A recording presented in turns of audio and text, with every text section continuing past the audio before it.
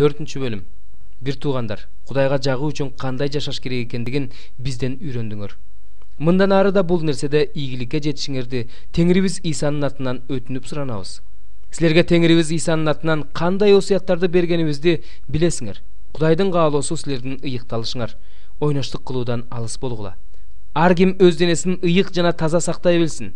Кудайды тааныбаган бутпарастарга окшоп дене кумарына батпасын.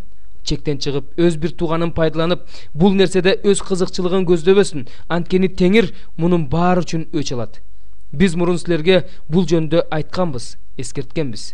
Анткени Кудай бизди ыпластык эмес, ыйыктыкка чакырган. Баш ийбеген киши адамга эмес, бизге өзүнүн ыйык рухун берген Кудайга баш ийбеген болот. Силерге бир туугандык сүйүү жөнүндө жазуунун кереги жок.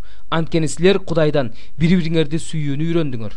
Анткени силер бүтүндөй Македония жериндеги баардык бир туугандарга ушундай мамиле кылып жатасыңар. Бирок бир туугандар, силерден суранарыбыз, бул нерседе мындан арда ийгиликке жеткиле. Силерге буйруганыбыздай тынч жашаганга аракет кылгыла, өз ишиңерди кылгыла, өз колуңар менен иштегиле.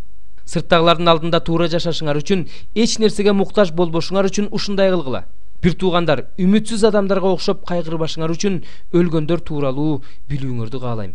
Ыйсанын өлүп кайра тирилгенине ишенгенибиздей эле, Кудайдын Ыйсага ишенип жүрүп көз жумгандарды да аны менен бирге алып келерине ишенебиз.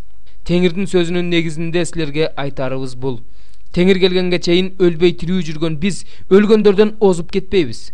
Анткени буйрук берилгенде, башкы периштенин жана Кудайдын сурнайынын үнү чыкканда, Теңир өзү асмандан түшүп келет, а дегенде Машаякка ишенип жүрүп көз жумгандар тирилишет.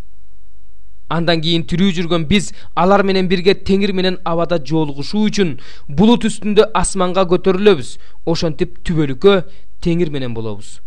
Ошондуктан бири-бириңерди ушул сөздөр менен соороткула.